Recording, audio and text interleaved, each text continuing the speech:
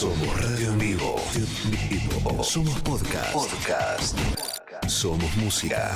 Somos noticias. Somos cultura joven. Somos Radio LED. Una nueva forma de entender la radio. Aquí comienza El Mirador, el lugar desde donde vas a poder ver y escuchar anticipadamente toda la información que te interesa. El Mirador, con el análisis y los comentarios de los mejores especialistas. El Mirador, con las entrevistas a los protagonistas de la actualidad y con los datos clave que necesitas para tomar las mejores decisiones. El Mirador, periodistas de primer nivel que con dinamismo y buena onda te adelantan lo que tenés que saber.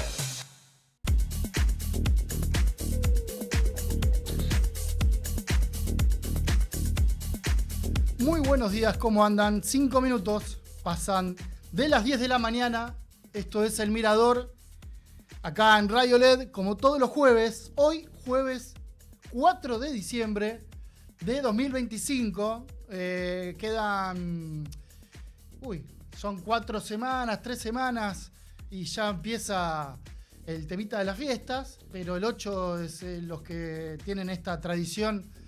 Tienen que armar el arbolito, bueno, ya está todo navideño, llegó el calor, no ese calor sofocante, hay que decir la verdad. De hecho tuvimos un fin de semana, no sé si se lo acuerdan, hace 5 días atrás, lluvia, viento y estaba para buzo y campera, no campera de abrigo, digo campera de lluvia, pero con el busito, todo muy raro, todo un diciembre medio atípico. Lo cierto es que 28 grados, casi 29 grados en el área metropolitana de Buenos Aires este jueves, soleado jueves, que se viene un fin de también caluroso. Mañana viernes agárrate porque ahí sí va a ser una temperatura como sí estamos acostumbrados a que suceda en los últimos diciembres. Jueves, hoy, 4 de diciembre, calculo que ya estás... Bueno, no sé si ya están los preparativos familiares, las charlas, donde la pasamos, los malos humores, las mini peleas, que acá, que allá, que la otra vez la pasamos mal, la otra vez la pasamos bien. ¿Todo eso todavía ya arrancó? Pregunto, medio al aire. No al aire de radio, sino al aire en el sentido de que dejo la pregunta y la inquietud. Por ahí sí, ya arrancó, por ahí es muy temprano. Es hora de... bueno, a ver, como hacemos siempre acá en el Mirador, ¿por dónde está la agenda económica? Que, bueno, ayer hablaron el presidente Javier Milei, habló en el encuentro de líderes empresariales, ahí en la rural. También habló Caputo, dejaron títulos por todos lados que hoy, obviamente, las repercusiones es parte de la agenda. También hay novedades en materia política, sobre todo por la jura de 127 nuevos diputados que van a asumir, todavía no son diputados, juraron, pero formalmente y hasta legalmente el 10 de diciembre, como corresponde.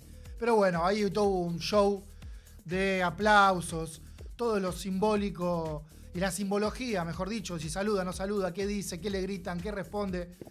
Medio papelonesco lo que sucedió ayer, pero quería arrancar con algunas novedades en materia económica, sobre todo lo que dijo Milei y Toto Caputo, ¿sí? En principio, Milei salió con los tapones de punta a cuestionar este pedido que viene de varios sectores de la economía, incluso muy cercanos, con visiones, mejor dicho, colores de economistas muy cercanos, de hecho, o informes de bancos internacionales y demás, que están mirando, ojo, ¿qué pasa con la acumulación o no de las reservas? Y Milei ayer dijo que la política cambiaria se sostiene, es decir, el esquema de bandas inferior y superior se sostiene, que flote con las comillas del caso entre esa banda el tipo de cambio. Obviamente habló de que es una contradicción que le pidan que acumule reservas el Banco Central, el gobierno, a través de los distintos mecanismos. Cuestionó Milei esa política de acumular reservas. Dentro de un ratito vamos a tener específicamente una entrevista sobre este tema, o mejor dicho, una entrevista específicamente sobre este tema de acumular o no reservas. Comprar no es lo mismo que acumular. Bueno, todo eso que parece que en los próximos meses va a ser bastante importante. Milei salió a decir que no era, que mejor dicho que le pidan esto era contradictorio con sostener sobre todo el esquema cambiario. Es decir, salió a defender y a sostener la política de flotación entre bandas, la no acumulación de reservas, y un ratito, no conocí antes o después, quién habló primero. Me parece que habló primero Toto Caputo, el ministro de Economía, en el Consejo Interamericano de Comercio y Producción. Se metió más con el tema del riesgo país, que no perfora los 600 puntos, pero dijo que si Argentina puede bajar el riesgo país más o menos en alrededor de, para que se ubiquen los 300 puntos, podría pegar el salto a la Argentina de buscar salir al mercado internacional para pagar la deuda de enero. Eso no va a suceder, sino que, mejor dicho, está hablando de préstamos con algunos bancos. La cifra que se maneja es entre 6.000 y 7.000 millones de dólares. Recordemos que ahora en enero hay un vencimiento muy importante. Creo que no va a haber problema de que lo afronte, pero sí va a haber un costo justamente por esto de acumular o no acumular divisas. Argentina va a pagar un compromiso, tiene que afrontar, mejor dicho, un compromiso, 4.300 millones de dólares en enero. Por eso, ahí me parece que las palabras de Caputo, que van en esta dirección, en un esquema cambiario que se mantiene en calma. La verdad que en los últimos días se mantiene en calma. con un dólar oficial que va a abrir, o está abriendo esta jornada en 1.430 para la compra, 1.480 para la venta, cotización del Banco Nación, el Blue en 1.440, mayorista en 1.454, los financieros del mes, por ejemplo, en 1.473, contado con liquidación, como viene sucediendo un poquito más arriba, en 1.514. El silencio que van a escuchar ahora voy a tomar un poco de agua. Estoy un poco al límite con la garganta, es buenísima la metáfora de escuchar el silencio. Queda para otro momento, porque me puedo enganchar por ese lado, pero no lo voy a hacer, porque lo miro mientras hablo a nuestro operador, Hernán Abella, que ya le doy la bienvenida y lo saludo por estar acá en los controles del Mirador del día de hoy. Lo otro que me parece que en materia económica está de fondo también es el famoso, cuando vos venís viendo el sistema financiero, acumular o no divisas, insisto, dentro de un rato vamos a hablar de eso.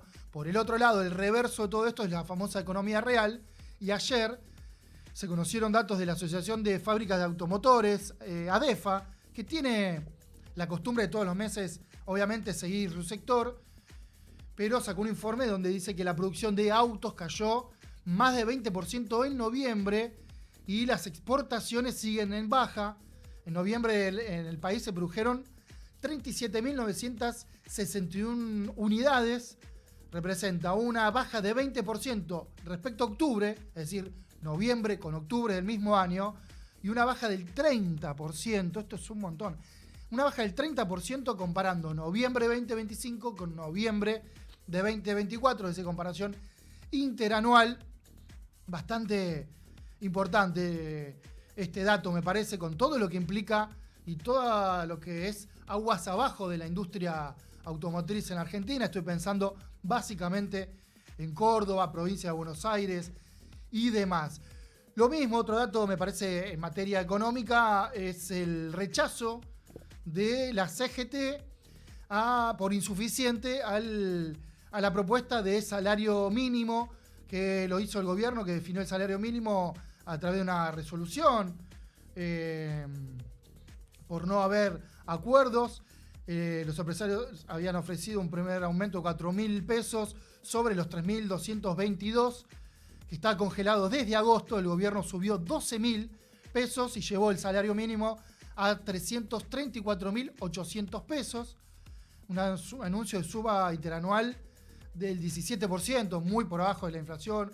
12.000 pesos de aumento, la verdad, es muy poco. Ni que hablar que pensemos que quede en 334.800 pesos. Es nada, medio incluso absurdo. Veremos qué hace la CGT. En principio rechazó por insuficiente.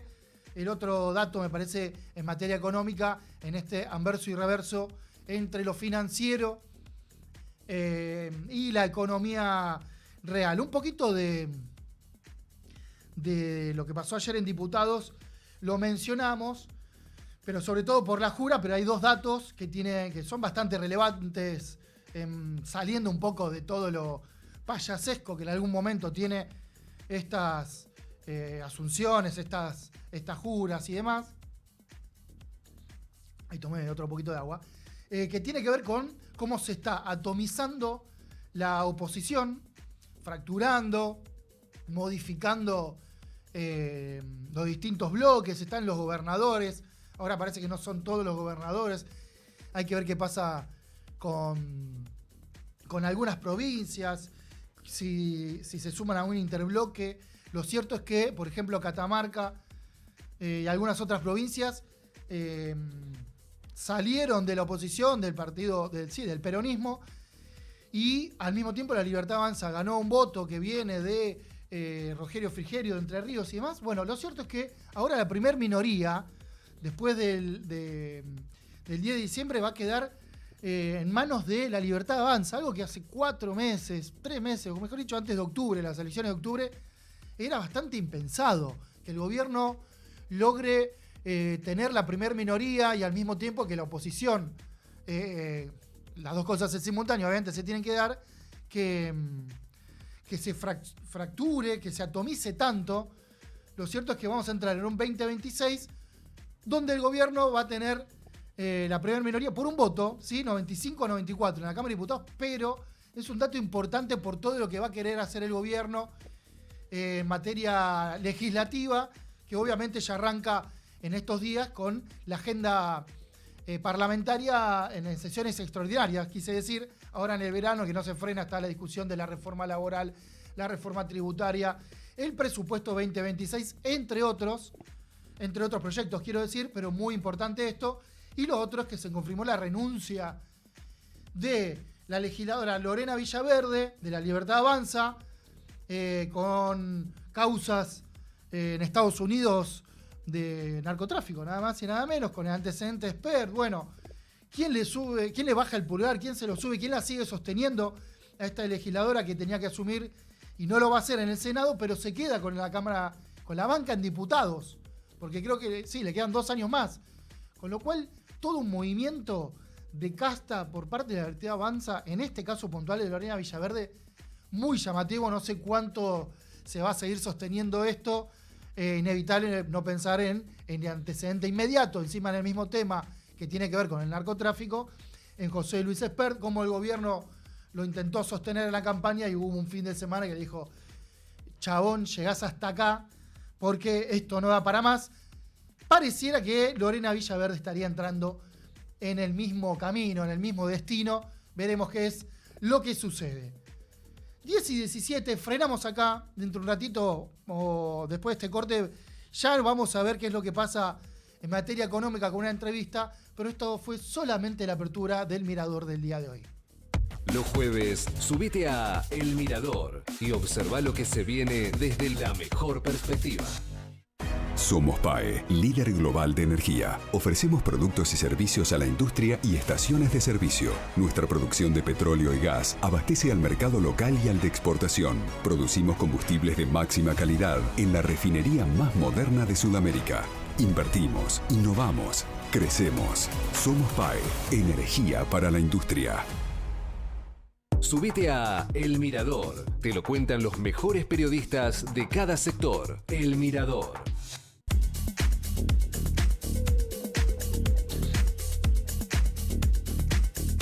Muy bien, 18 minutos. Pasaron de las 10 de la mañana. Ahí me estoy acomodando. Bueno, vamos a meternos ahora sí en materia económica. Tenemos una entrevista. Estamos en comunicación con el economista Cristian Buteler, que ya está del otro lado para hablar con nosotros. Cristian, muy buenos días y muchas gracias por estos minutos acá en El Mirador. Buenos días, no, por favor, gracias a ustedes por llamarme. Bueno, a ver, ayer habló Milei, el presidente, habló Toto Caputo, el ministro de Economía. Hicieron foco por ahí en cosas distintas, pero que te quería preguntar por un debate que, bueno, por ejemplo, Caputo hizo énfasis, hizo un foco ahí con el tema de la acumulación o no de reservas. Él dijo que fue uno de los gobiernos que más reservas compraron, y ahí hay una distinción, ¿no?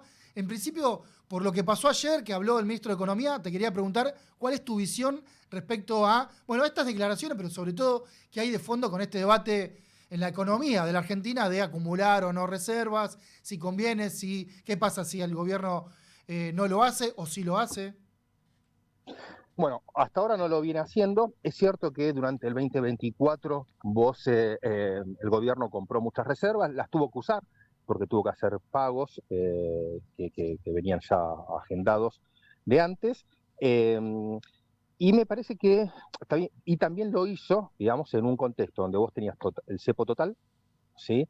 Todavía tenías muchas restricciones sobre las importaciones y el tipo de cambio, digamos, controlado, ¿no? O sea, tenías el famoso crawling peg y demás.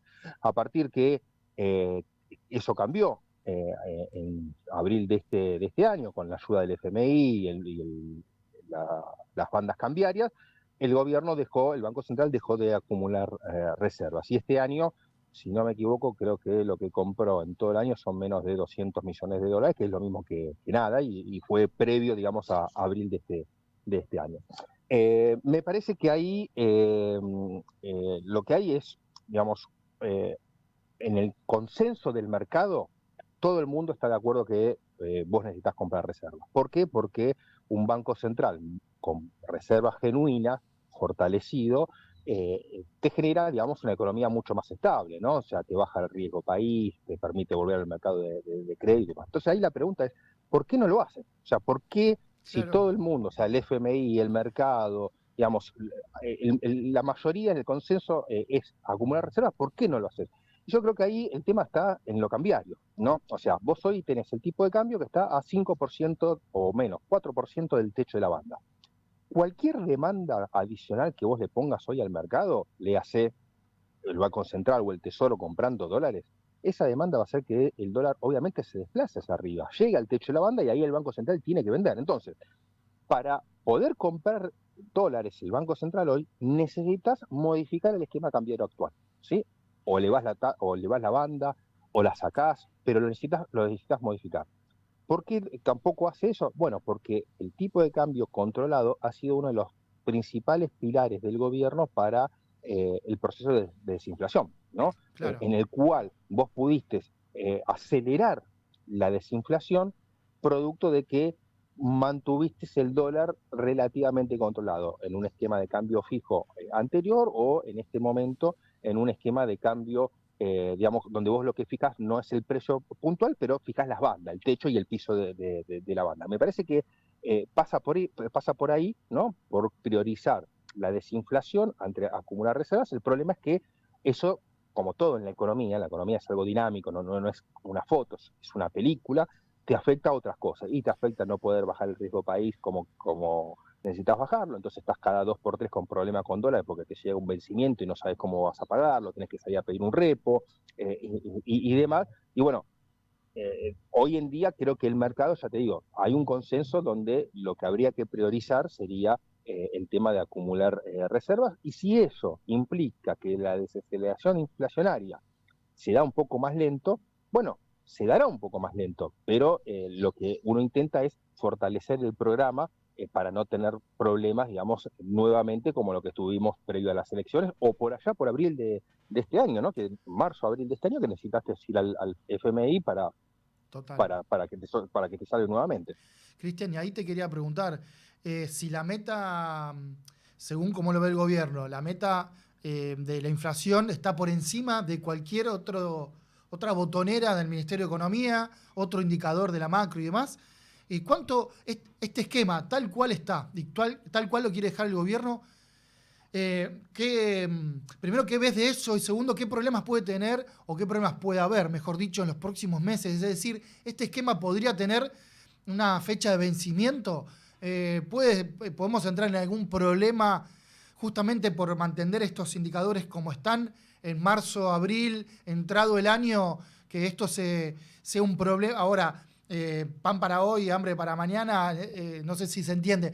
¿Puede ser que el gobierno se esté comprando un problema futuro con tal de mantener la inflación en este nivel? Sí, el gobierno claramente está priorizando los objetivos de corto plazo, ¿sí? Desinflación, que tampoco es que le está dando 10 puntos, o sea, hace 6 meses que la inflación no baja, o sea, que la inflación no desacelera, que la inflación, al contrario, hace 6 meses que la inflación viene acelerando.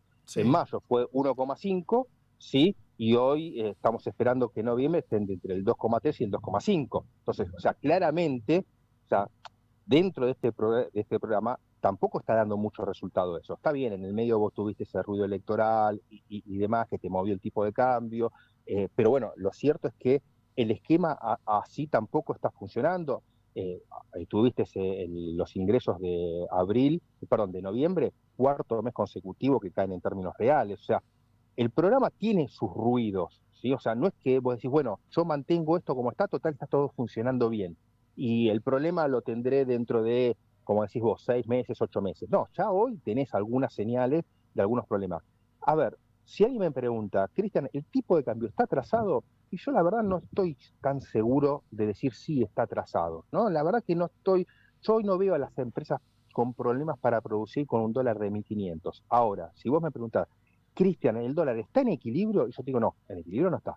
¿Y por qué no está en equilibrio si no está atrasado? Bueno, porque probablemente el equilibrio del tipo de cambio, cuando vos saques realmente el cepo sobre las empresas, cuando vos vuelvas a comprar reservas, porque el Banco Central comprando reservas o el Tesoro comprando dólares para poder, digamos, pagar los intereses que le van venciendo de la deuda, también son partes de la ecuación de ese equilibrio en el tipo de cambio. Entonces, lo más probable es que la ecuación, el equilibrio, o sea, cuando yo completo mi ecuación con todas las variables, el equilibrio me da más arriba. Entonces, no me veo mal, $1.500, $1.500 el dólar para producir, pero sí me parece que no es un dólar de equilibrio por lo que te digo, ¿no? Falta parte importante de la ecuación, de las variables, ponerla dentro de la ecuación.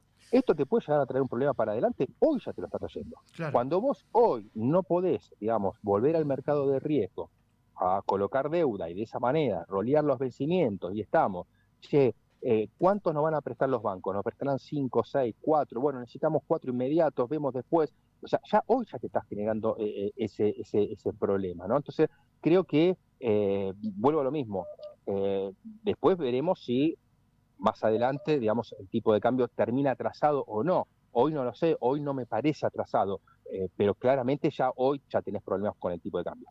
Ahora te quería preguntar por una variable más, que es el tema del aumento de las importaciones, pero antes eh, te quería preguntar si estás viendo algún problema por ahí más en el corto plazo, en los próximos meses, en el tipo de cambio, o eso se va a mantener así.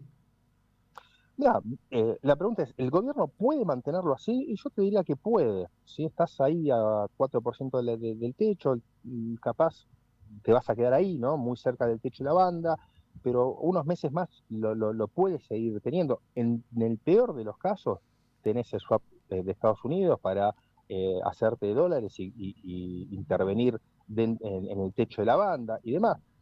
La pregunta es, ¿nos conviene? Yo creo que no. ¿Me entendés? Yo creo que no. Nos traiga problemas o no en lo inmediato, o no nos traigas problemas en lo inmediato. O sea, el tipo de cambio. A ver, está mal que el tipo de cambio lo fije pese en la gestión anterior, ¿no? De Alberto Fernández, Sí. como que lo fije hoy Bausili.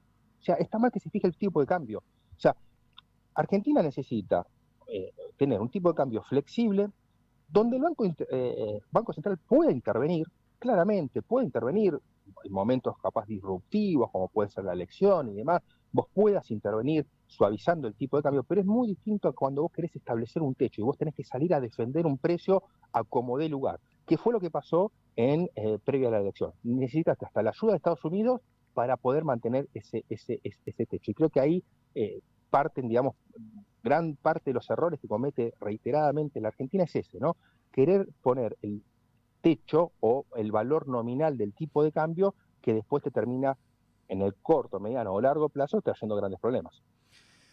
¿Ves algún problema que puedan generar el aumento de las importaciones con la apertura del mercado, con algunos sectores de la economía volcándose cada vez más o de a poco a importar en lugar de producir un determinado bien o un producto y demás? A ver, yo en cuanto a la apertura comercial, en realidad yo estoy a favor de la apertura comercial. Yo creo que cuanto más comerciás con el mundo, mejor es. Ahora, también sé que yo le tengo que dar herramientas a la industria local para poder competir con esa apertura comercial. Si yo abro directamente para traer productos y a la vez no compenso bajándole impuestos a la industria local, mejorando su acceso al crédito, a la financiación, bajando las tasas, mejorando la infraestructura para que trasladar, no sé, soja del Chaco al puerto de Buenos Aires no me sale cada más caro que trasladarla del puerto de Buenos Aires al puerto de China, ¿no? Por Sí. lo que sale en las rutas, por cómo están las rutas, por lo que se rompen los camiones en las rutas y demás. Bueno, voy a terminar teniendo un problema. Entonces, para mí acá hay un problema de velocidades, ¿no? O sea, yo estoy abriendo la economía muy rápido contra lo que le estoy mejorando la productividad, digamos, bajando impuestos, mejorando infraestructura y demás a las industrias. Y eso me está trayendo un problema. De hecho, vos tenés en los últimos, o sea, desde noviembre del 2023 a agosto de este año, si no me equivoco, son 130.000 puestos de trabajo menos del sector privado, Sí. ¿sí? Que se han perdido. Bueno, parte de esa pérdida que vos tuviste es precisamente por, digamos, esa apertura, digamos, a distinta velocidad de cómo hago para mejorarle la productividad, que vuelvo a lo mismo, no siempre la productividad tiene que ser subiendo el tipo de cambio, también mejorando la infraestructura es ganar productividad, también bajando los impuestos, y cuando hablo de bajar los impuestos, para ser justos con el gobierno, no solamente tenemos que hablar de los impuestos nacionales, sino que también los provinciales y también las tasas municipales, todo termina afectando el precio del producto en la Argentina. Entonces, creo que falta esa parte, ¿no? O sea, abrir el mercado me parece bien, ¿no? Abrir la negociación con el mundo me parece bien. Ahí hay que tener un poco también una mirada geopolítica internacional de ver qué es lo que está pasando en el mundo. Acá hay que tener también un principal cuidado. Ojo que si el mundo se está cerrando, yo me abro demasiado, va a ser me van a inundar de productos y voy a tener problemas también. Entonces, eso también hay que saber manejarlo, pero me parece que lo principalmente que está faltando es darle a la industria local, no te digo un subsidio, sino mejorar las condiciones para que puedan competir con lo que yo estoy trayendo desde afuera. Cristian, la última, en enero hay un compromiso que tiene que afrontar la Argentina, 4.300 millones de dólares, creo, si no me equivoco, pero más o menos anda en ese rango de los 4.000 millones de dólares. ¿Ahí ves algún problema o no es tanto el tema?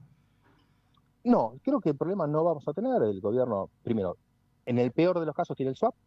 Claro. Igualmente está trabajando, y lo dijo ayer el ministro Caputo, está trabajando para hacer un repo con bancos internacionales y de esa manera hacerse de los dólares necesarios para pagar. La verdad que no veo ningún problema en el pago de la deuda en el corto plazo, ni los vencimientos de enero, ni los vencimientos de junio, pero vuelvo un poco a lo que hablamos antes. Necesitamos salir de esa dependencia de cada vez que tenemos un vencimiento, estamos todos pensando, ¿cómo lo vamos a pagar? ¿Vamos a poder pagarlo y demás?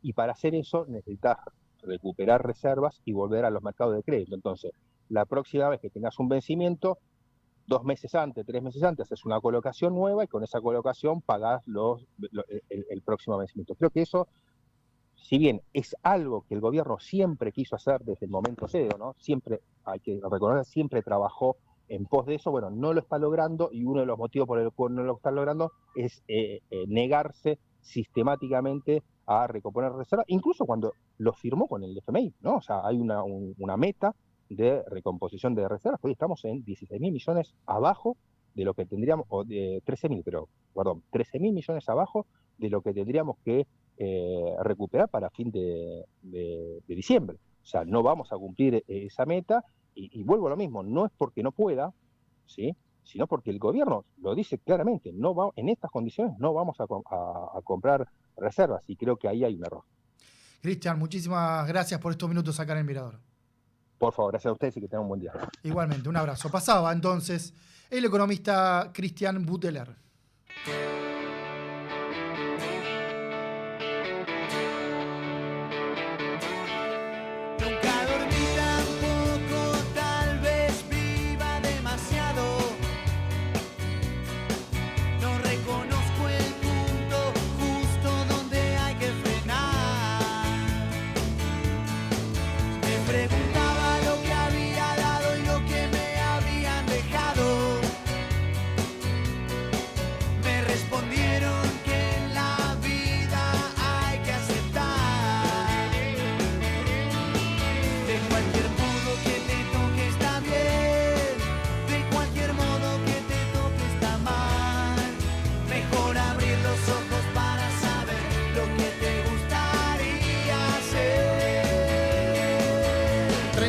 Minutos pasan de las 10 de la mañana, 31 grados, la sensación térmica, en realidad 28 grados en la ciudad de Buenos Aires, jueves de sol, mañana viernes de calor, pero ahora es momento de escuchar las últimas novedades en materia de tecnología, por eso vamos a escuchar a nuestro compañero Franco Rivero.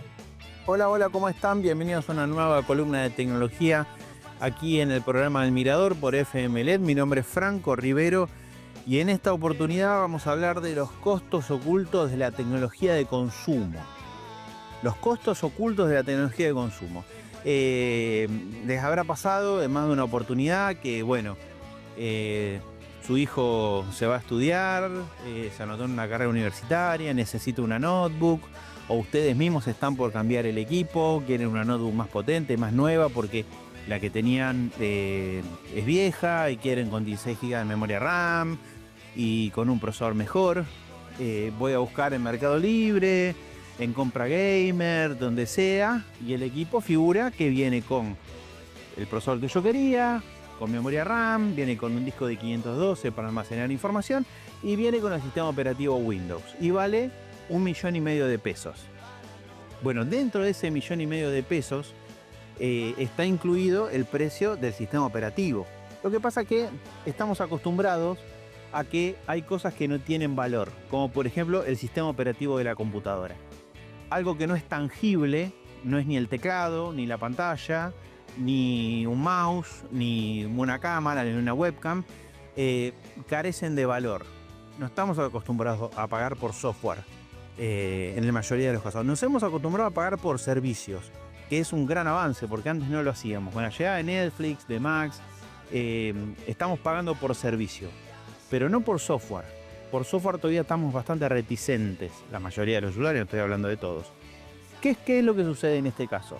La empresa, vamos a suponer Lenovo, Asus, HP, dentro del precio del 1,5 millones, incluye el precio de la licencia del sistema operativo Windows, que es, vamos a suponer, 150.000 pesos, 200.000 pesos.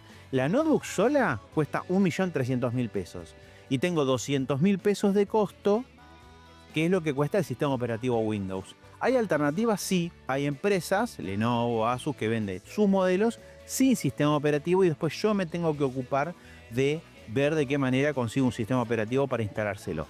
¿Qué es lo que hace la mayoría? Cae en una casa de computación donde le cobran mucho menos dinero para instalar el sistema operativo de manera ilegal, pirata. Lo mismo pasa con el Microsoft Office. Un Microsoft Office cuesta, el Office 365, cuesta la suscripción anual 100.000 pesos. ¿Quién lo abona? Nadie. La mayoría va a la casa de computación de confianza y le dice, che, me instalas el Office, ¿cuánto vale? Y te cobro 20.000 pesos y lo tenés para toda la vida. Entonces no le estamos dando el valor al software. Normalmente nos falta esa pata, ¿no? Ya estamos acostumbrados a pagar por servicio, nos falta darle valor al software. Muchas veces me pasa que me preguntan, che, vos sabés qué buena que está, necesito una aplicación para editar video. Mira, tenés esta, vale $2. Ah, ¿y no habrá una gratuita que haga lo mismo? Pero son $2. Sí, ya sé, pero alguna gratuita. Otra vez, en el App Store o en el Play Store, ya sea para teléfonos celulares, no estamos acostumbrados a pagar por software. Cuando yo compro un teléfono celular, y esto es un poco de docencia que estoy haciendo, vamos a suponer que me compré el Samsung Galaxy A56 que viene con Android. Dentro del precio, vamos a suponer que el celular cueste 800.000 pesos, dentro del precio está la licencia de Android que Samsung tiene que pagar, la regalía que tiene que pagarle a Google por el sistema operativo. Vamos a suponer, no sé, 40.000 pesos. Bueno, está incluido dentro del precio final del producto. Entonces, cuando compramos nosotros computadoras, celulares, tablets, no solamente compramos hardware, equipamiento, sino que también compramos software. Así que bueno, nada, quería dejar esto en claro. Me parece que viene bien una clase media así de docente y no tanto de tecnología de consumo. Espero que les haya gustado. Mi nombre es Franco Rivero y nos volvemos a encontrar la semana que viene con más tecnología de consumo. Chao.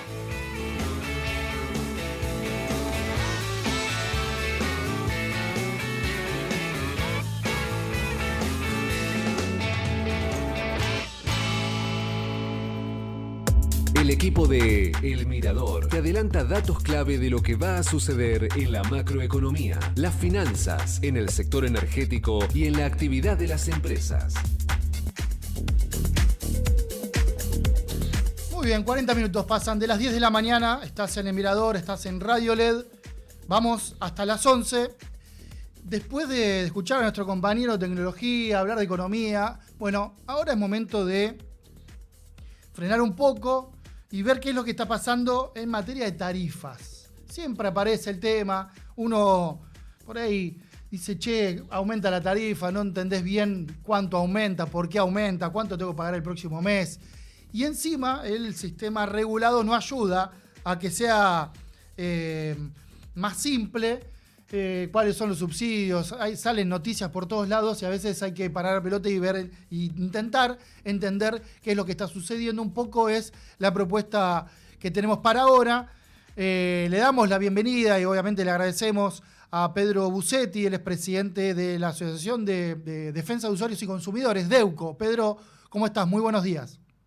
Muy bien, Roberto, buen día. Muchas gracias por estos minutos. Hago una breve introducción de la primera pregunta que te quiero hacer.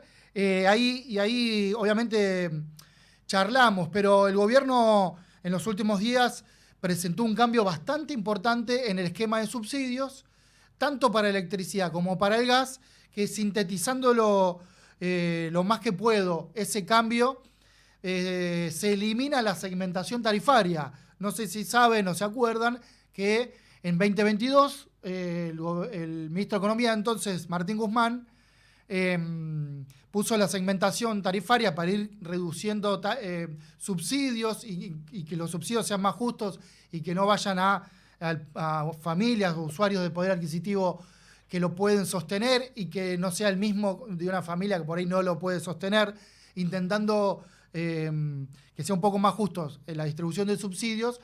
Se estableció un nivel 1, altos ingresos, nivel 2, bajos ingresos, y un nivel 3 de ingresos medios, que iban a tener distintos porcentajes de subsidio y era lo que, en definitiva, iban a pagar de la factura de electricidad o gas. Ese esquema termina el 31 de diciembre junto con el año 2025. El 1 de enero, si avanza y no hay nada en el medio, porque por este cambio el gobierno tiene que hacer una audiencia pública, que la va a hacer en este diciembre, que está cargadita la agenda de todo lo que quiere hacer el gobierno, pero eso lo dejamos ahora a un costado. Lo cierto es que va a haber una audiencia pública y se va a un esquema de dos grupos nada más. Los hogares que van a estar sin subsidio, los hogares con subsidios. Ahora sí, Pedro, quería hacer esta introducción más explicando que no va a estar más la segmentación y vamos a un esquema de dos grupos nada más, pero ¿qué implica en los hechos? Yo sé que desde DEUCO están analizando y poniendo bien el foco en qué implica en los detalles, qué implica para el invierno, para el verano, qué están viendo en principio de este cambio. Bueno, en principio decir, ratificando lo que acabas de señalar, que todos los usuarios que tengan ingresos inferiores a 3,5 canastas básicas totales, que son equivalentes a 3.620.000 pesos, van a seguir teniendo subsidio. Antes estaban en nivel 2 o nivel 3, esos sectores van a seguir teniendo subsidio. Lo que sucede es que la Secretaría de Energía está proponiendo, en algunos casos, una reducción y en algunos casos una quita de subsidio. En el caso concreto de gas natural, lo que propone la Secretaría de Energía es eliminar los subsidios para todos los usuarios entre los meses de octubre y marzo de cada año. Es decir, los meses más fríos del año, donde la Argentina, consume 10 veces más que el gas que consume en verano y primavera. Claro. Eso sería la eliminación del subsidio en esos 6 meses. En el resto, que sería otoño e invierno, ahí va, el subsidio al gas, que hoy es del 65% sobre el valor del gas, pasaría a ser del 50%. Ahora bien, como en enero comienza este periodo donde no va a haber subsidio, porque recordemos, entre octubre y marzo no hay subsidio, la Secretaría de Energía propone aplicar un subsidio transitorio al gas natural del 25%. Entonces, reduce el beneficio del 65% al 25%. ¿Esto qué implica? Que van a aumentar las tarifas, que va a aumentar el costo del metro cúbico. De acuerdo a los estudios que nosotros hicimos, en 6 de las 9 distribuidoras, ese metro cúbico, con la quita del subsidio o la reducción del subsidio, aumenta entre el 43% y el 74%. Y obviamente esto se va a trasladar a la factura, con lo cual equivalente va a ser el aumento de lo que van a pagar los usuarios en la factura. Lógicamente que en verano el consumo se reduce sustancialmente, pero el impacto va a ser primero en los ingresos de los usuarios y en segundo término va a tener un impacto, un alto impacto en el índice de precios al consumidor, porque este incremento es muy significativo. A ver, Pedro, desde Deuco entonces lo que están diciendo que en el caso del gas, después te pregunto por electricidad, pero en el caso del gas, el gobierno quita los subsidios en el verano, pero en este verano en particular, en enero, va a sostener un subsidio del 25% para que no haya un salto en la factura. Eso por un lado, pero lo que están diciendo ustedes de Deuco es que en el invierno sí va a haber un fuerte aumento. Sí, a ver, en el invierno del 65% que es el subsidio al gas, se va a reducir al 50%. Y allí también va a haber un impacto. Va a ser en porcentaje menor a lo que pasa ahora en enero, sin duda, pero como el consumo va a ser mucho más elevado, en invierno tenemos consumo de 250, 300 metros cúbicos por mes, y esa quita del subsidio de un 15% va a significar que va a haber un incremento en el costo del metro cúbico y consecuentemente en el valor de la factura. Pero hay otro agregado. A ver, sí. Hoy las distribuidoras pagan por el gas que compran, pagan un determinado precio que se valúa en dólares. Esto tiene que ver con lo que se llama el gas en el punto de ingreso al sistema de transporte, gas PIT, que está evaluado en dólares. Bueno, hoy la mayoría de las distribuidoras pagan menos de $3 por millón de BTU. La propuesta de la Secretaría de Energía es unificar para todas las distribuidores que ese gas en el punto de ingreso al sistema de transporte sea de $3.80 el millón de BTU. Esto también generaría un impacto, o sea, tendríamos en el invierno un impacto por la reducción del subsidio y un impacto simultáneo por el cambio de metodología de aplicación del gas que se aplica en la factura. Estamos hablando... Un tema muy, muy preocupante porque no ha tenido difusión pública esta propuesta. Sí, ahora iba a ir a eso. Estamos hablando de... ahí hay veo yo por lo que si te sigo en lo que estás diciendo, es que el riesgo, entre otros, atención a que en el verano puede ser que digas, che, una familia, un hogar, diga, bueno, estoy pagando poco porque no consumo, este va a ser el nivel de aumentos que voy a tener, y de repente va a llegar la factura cuando empieces a consumir los meses de invierno, que prendas una estufa, que cocines más a largo plazo, a largo tiempo, que empieces a prender el horno, que aumentes ese consumo de gas, y no va a ser el mismo precio que vas a tener en el verano, sino que el metro cúbico va a aumentar, y ahí tiene que haber ahí una información. Los comunicadores tenemos que intentar advertir, che, ojo que no va a ser el mismo precio de lo que pagues el gas en enero y febrero, lo que empieces a pagar a partir de mayo, junio, julio. El salto va a ser muy relevante. Un ejemplo, Roberto. Ahora en enero un usuario consume 20 metros cúbicos, que es lo mínimo. Es el termotanque, la cocina. El mate, el agua para el mate. Exacto. En el área de Naturgy, por esos 20 metros cúbicos, antes de impuestos, el usuario pagaba con el descuento, con el subsidio del 65%, 2.150 pesos. Ahora, a partir de enero, con el subsidio del 25%, va a pagar 3.447 pesos. Lógicamente que en términos económicos no es muy relevante, porque de 2.100 a 3.400 habría una diferencia de 1.300, 1.400 pesos. Ahora, en porcentaje, esa factura está aumentando el 61%.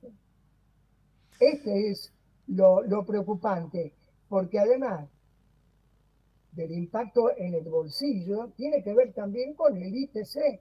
Obviamente el consumo en energía eléctrica y en gas natural es uno de los consumos que el INDEC tiene que estimar todos los meses. Por eso nos referimos a esto. Y otro tema también que está en la propuesta es que el valor de ese gas que está incluido en la factura, además de estar dolarizado, también tenga que ver con el precio internacional del gas natural.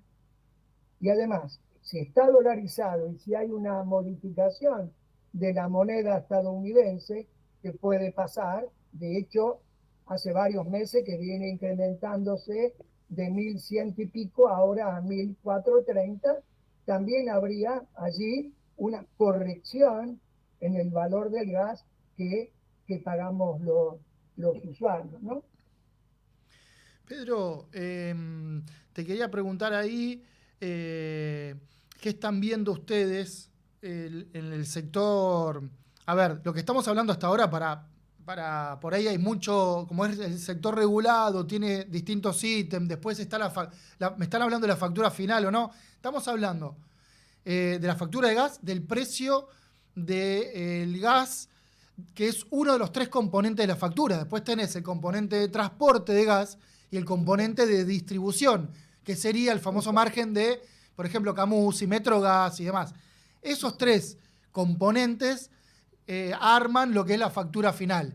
El salto en el precio del metro cúbico es en uno de esos componentes que obviamente después impacta en algún porcentaje en la factura final. Esto como para aclararlo, porque aplica tanto en la factura de gas como también en la electricidad, que también ahí tenés distribución, de norte, de sur, transporte, el transporte de la electricidad, eso también tiene un costo, y el costo de la generación o el precio de la energía. Te quería preguntar, habiendo hecho esta aclaración, ¿qué es lo que ven? Estamos hablando del gas recién, ahora ¿qué ven en las tarifas de electricidad? Bueno, en la energía eléctrica también hay varios cambios. El principal cambio es la reducción del subsidio al precio estacional de la energía, al precio mayorista de la energía eléctrica. Hasta ahora era del 55%, pasa a ser del 50%. Durante algunos de los meses del año 2025, este subsidio fue del 61% al valor de la energía mayorista. Esto cambia, ahí ya va a haber un incremento. Pero hay una modificación también en la cantidad de kilovatios que los usuarios de Edenor y de Edesur pueden consumir con subsidio. Hasta ahora, el nivel 2 tenía 350 kilovatios mensuales subsidiados y el nivel 3, 250 kilovatios mensuales subsidiados. Eso varía. En verano y en invierno, todos, tanto nivel 2 como nivel 3, van a tener 300 kilovatios subsidiados, ya no 350, y en el resto del año 150 kilovatios. Con lo cual, obviamente, allí también se va a producir un aumento en el valor de la factura. Y otro tema que no se ha puesto todavía en discusión en esa consulta pública, aclaremos, la Secretaría no está convocando a audiencia pública, convoca a consulta pública, claro, que se hace por internet.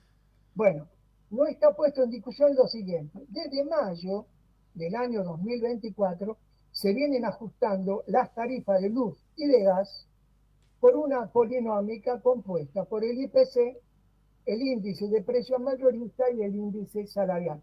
Precisamente en este mes de diciembre, energía eléctrica y gas natural aumentaron por la aplicación de esa fórmula entre 2,6 y 2,8. Sí. No sabemos si a partir de enero esa fórmula que tiene que ver con el valor agregado de la distribución, tiene que ver con lo que le compete a las distribuidoras, tanto de gas como de luz, se va a mantener. Con lo cual, tendríamos un menú compuesto por quita de subsidios, aumento del metro cúbico, aumento del kilovatio, reducción de subsidios y además se seguirían ajustando las tarifas por esta fórmula polinómica, lo cual genera todo un panorama muy complejo, muy preocupante, porque además de los usuarios residenciales a los que nosotros representamos, esto tiene mucho que ver también con la pequeña industria y con el comercio. El aumento del gas para el mes de enero en esta proporción que nosotros decíamos, tal vez sea poco relevante para el usuario que consume 20 metros cúbicos de gas. Ahora, el complejo gastronómico que consume gas de la misma manera que el invierno va a tener un impacto fuertísimo en el gasto en gas natural. Pedro, muy interesante, muchas gracias por aportarnos esto, que por ahí no se está hablando tanto, a prestar atención que lo que pasa con las facturas. 2026 se viene con este tema que por eso queríamos hablar con vos. No está tan hablado. Salen las noticias y a veces pasan y por ahí hay que detenerse a ver qué es lo que está pasando realmente. Y uno de esos temas, obviamente, es la tarifa y lo que hacen vos y bueno, la Asociación de Defensa de Usuarios y Consumidores de EUCO, entre otras, con esta mirada. Muchas gracias, Pedro.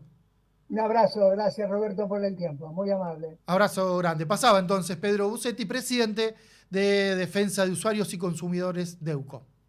Los jueves, subite a El Mirador y observa lo que se viene desde la mejor perspectiva.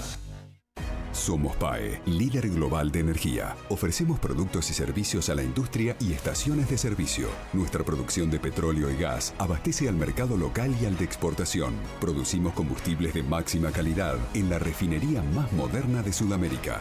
Invertimos, innovamos, crecemos. Somos PAE, energía para la industria. Subite a El Mirador. Te lo cuentan los mejores periodistas de cada sector. El Mirador.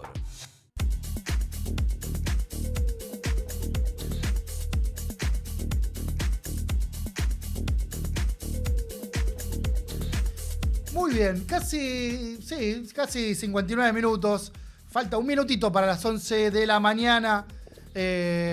Muy interesante recién hablar con Pedro Busetti de todo ese reverso que hay en materia de tarifas.